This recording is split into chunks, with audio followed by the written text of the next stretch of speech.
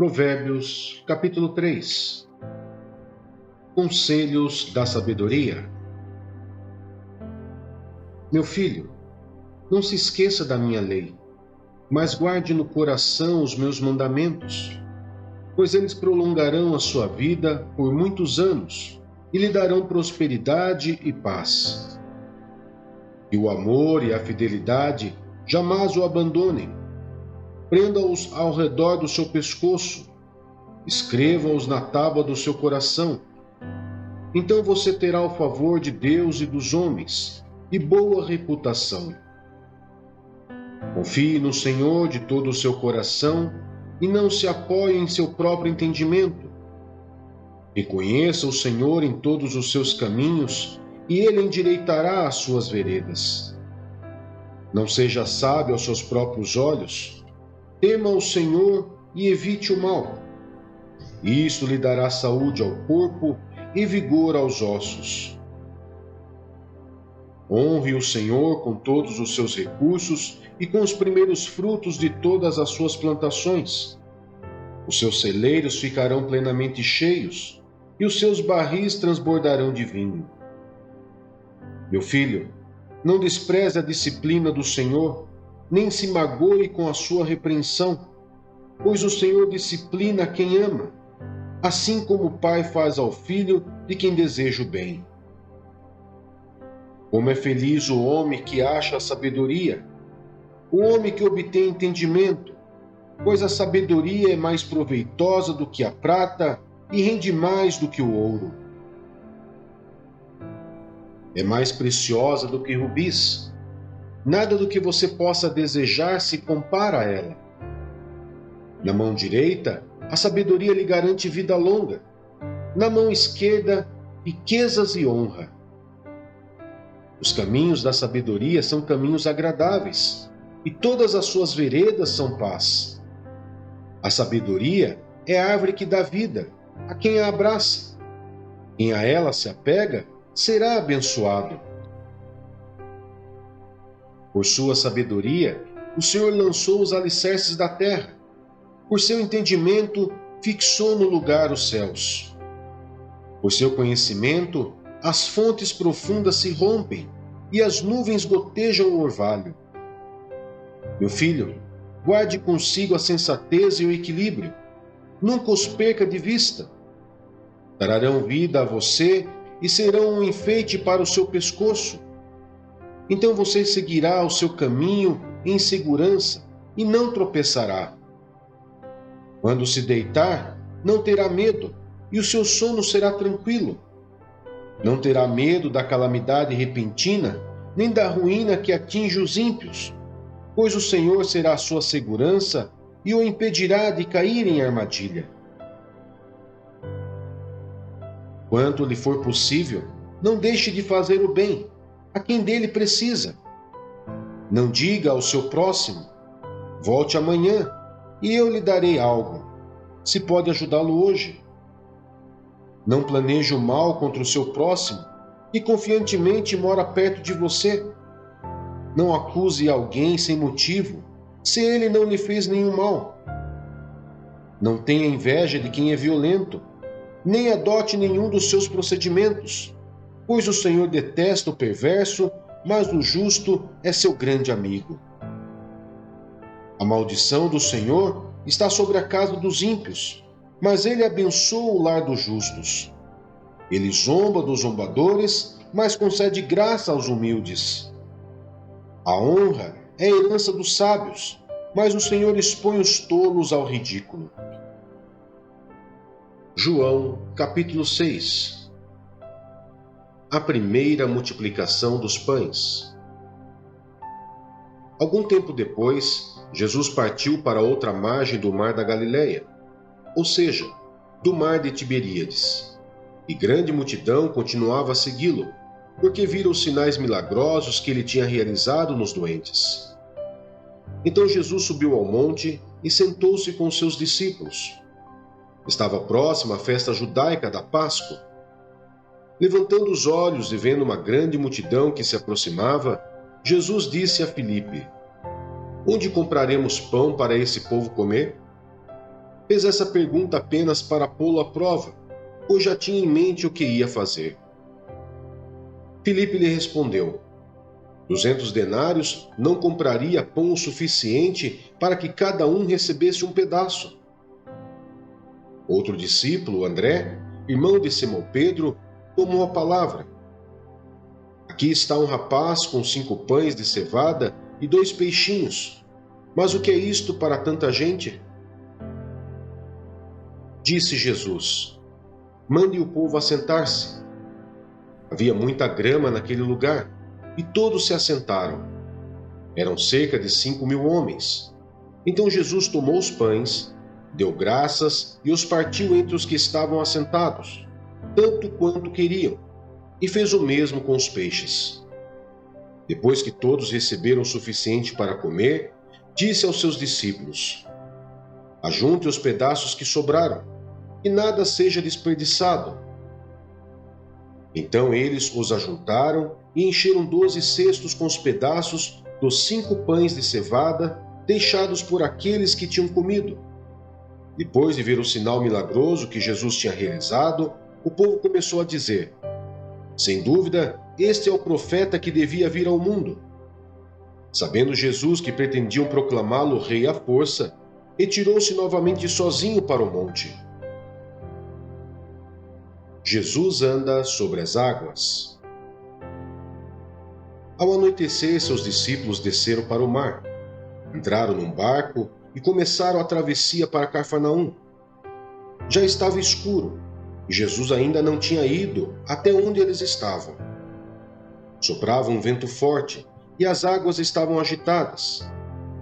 Depois de terem remado cerca de 5 ou 6 quilômetros, viram Jesus aproximando-se do barco, andando sobre o mar, e ficaram aterrorizados. Mas ele lhes disse: sou eu, não tenham medo. Então resolveram recebê-lo no barco, e logo chegaram à praia para a qual se dirigiam. No dia seguinte, a multidão que tinha ficado no outro lado do mar percebeu que apenas um barco estivera ali, e que Jesus não havia entrado nele com os seus discípulos, mas que eles tinham partido sozinhos.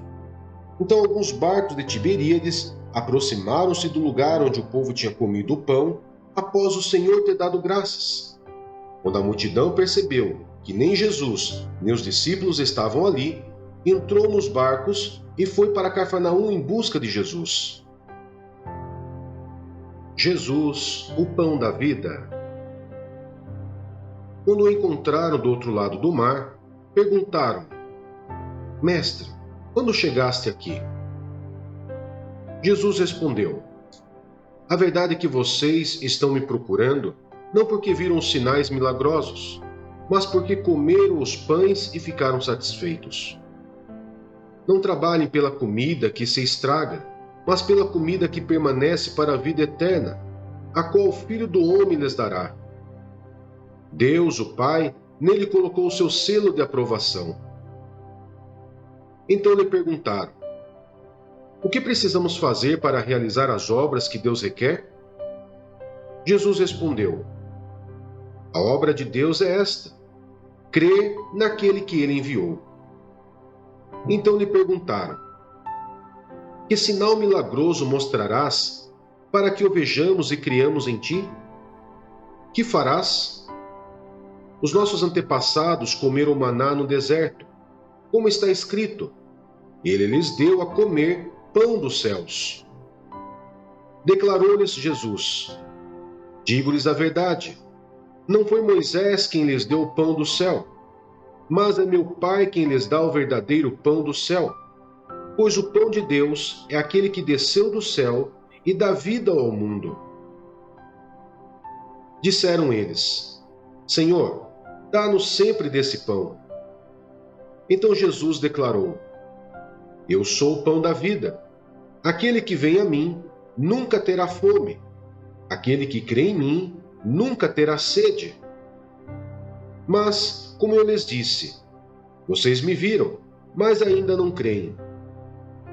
Todo aquele que o Pai me der virá a mim, e quem vier a mim, eu jamais rejeitarei. Pois desci dos céus não para fazer a minha vontade, mas para fazer a vontade daquele que me enviou. E esta é a vontade daquele que me enviou, que eu não perca nenhum dos que ele me deu, mas os ressuscite no último dia. Porque a vontade de meu Pai é que todo aquele que olhar para o Filho e nele crer, tenha a vida eterna, e eu o ressuscitarei no último dia. Com isso, os judeus começaram a criticar Jesus, porque disseram: Eu sou o pão que desceu do céu. E diziam: Esse não é Jesus, o filho de José? Não conhecemos seu pai e sua mãe? Como ele pode dizer: Desci do céu? Respondeu Jesus: Parem de me criticar. Ninguém pode vir a mim se o Pai que me enviou não o atrair. Eu o ressuscitarei no último dia. Está escrito nos profetas: Todos serão ensinados por Deus. Todos os que ouvem o Pai e dele aprendem vêm a mim.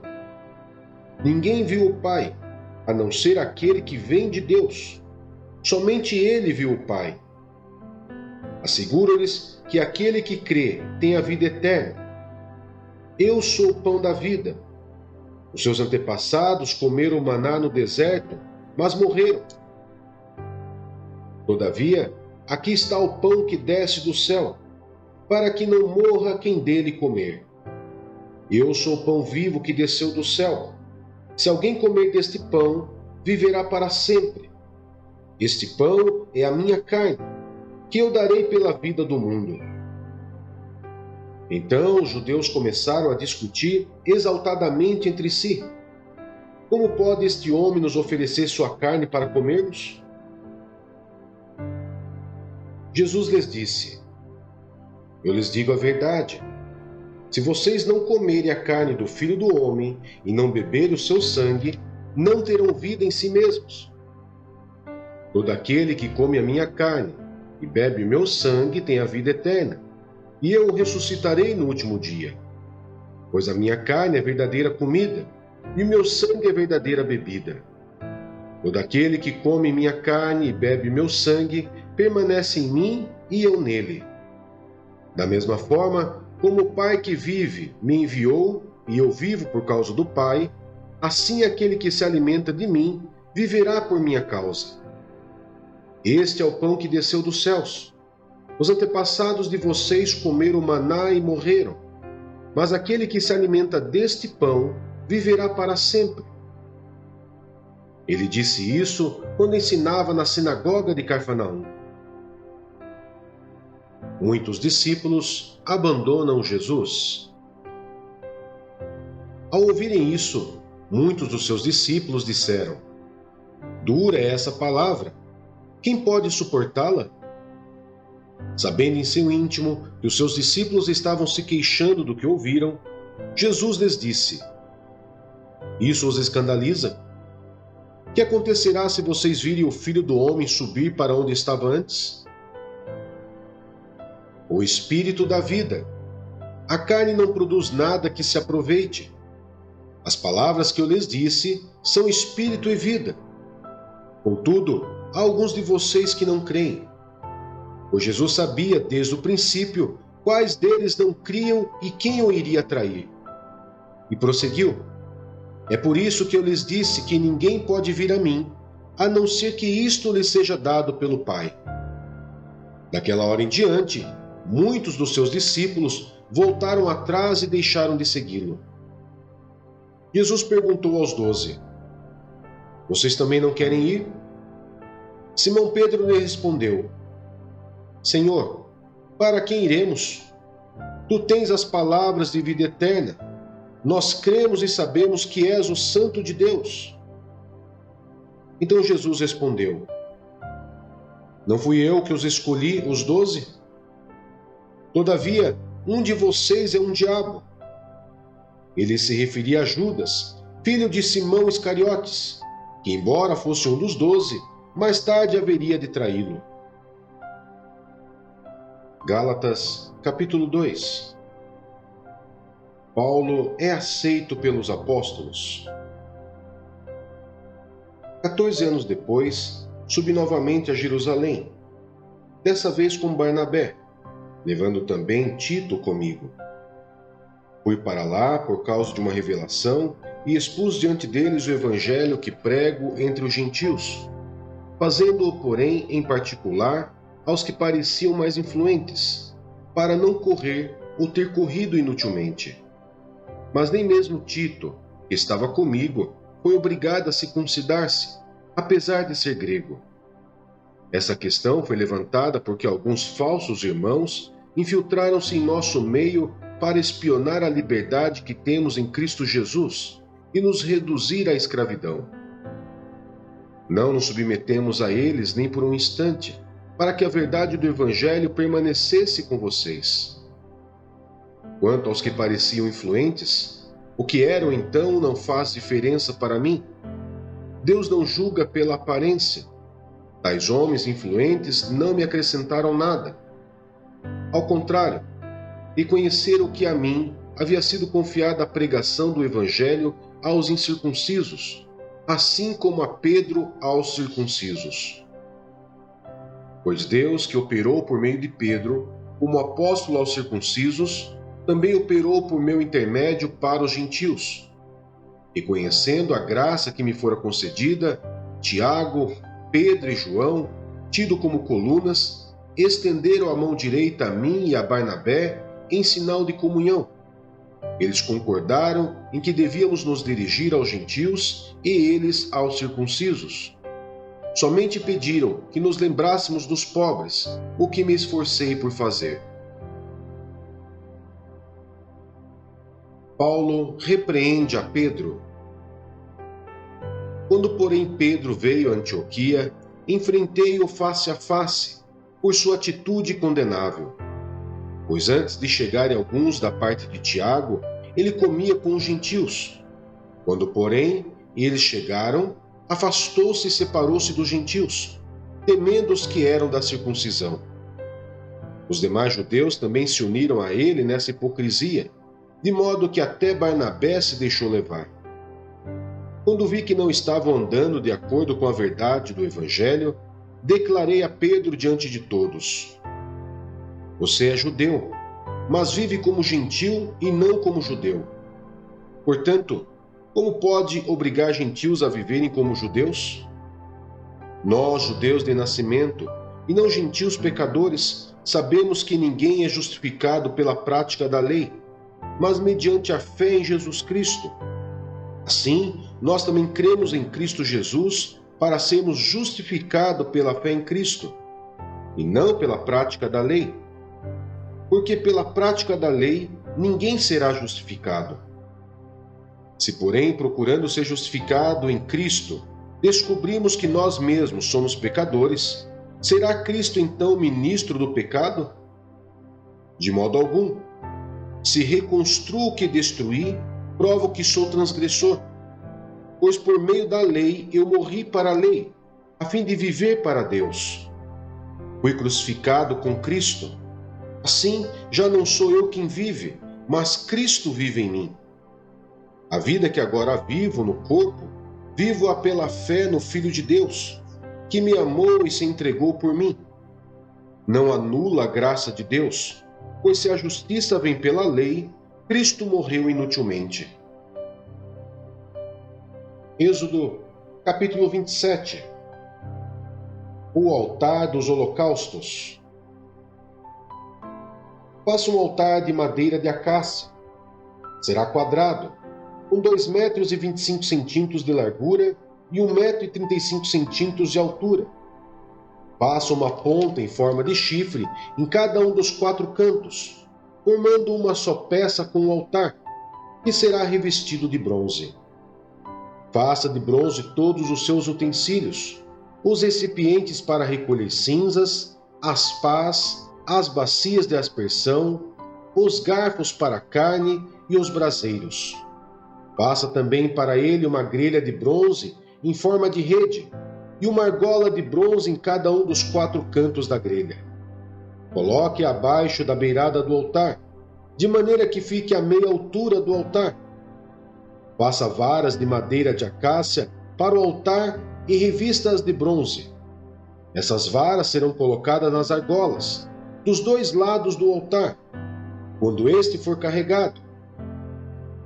Faça o altar oco e de tábuas, conforme lhe foi mostrado no monte. O pátio. Faça um pátio para o tabernáculo. O lado sul terá 45 metros de comprimento e cortinas externas de linho fino trançado, com 20 colunas e 20 bases de bronze, com ganchos e ligaduras de prata nas colunas. O lado norte também terá 45 metros de comprimento e cortinas externas, com 20 colunas e 20 bases de bronze, com ganchos e ligaduras de prata nas colunas. O lado ocidental, com as suas cortinas externas, terá 22 metros e meio de largura, com 10 colunas e 10 bases. O lado oriental, que dá para o nascente, também terá 22 metros e meio de largura. Haverá cortinas de 6 metros e 75 centímetros de comprimento num dos lados da entrada, com 3 colunas e 3 bases, e cortinas externas de 6 metros e 75 centímetros de comprimento no outro lado, também com 3 colunas e 3 bases. À entrada do pátio haverá uma cortina de 9 metros de comprimento, de linho fino trançado e de fios de tecidos azul, roxo e vermelho, obra de bordador, com 4 colunas e 4 bases. Todas as colunas ao redor do pátio terão ligaduras, ganchos de prata e bases de bronze. O pátio terá 45 metros de comprimento e 22 metros e meio de largura, com cortinas de linho fino trançado de 2 metros e 25 centímetros de altura e bases de bronze. Todos os utensílios para o serviço do tabernáculo, inclusive todas as estacas da tenda e as do pátio, serão feitos de bronze. O óleo para o candelabro. Ordene aos israelitas que lhe tragam azeite puro de olivas batidas para iluminação, para que as lâmpadas fiquem sempre acesas. Na tenda do encontro, do lado de fora do véu que se encontra diante das tábuas da aliança, Arão e seus filhos manterão acesas as lâmpadas diante do Senhor, do entardecer até de manhã. Este será um decreto perpétuo entre os israelitas, geração após geração.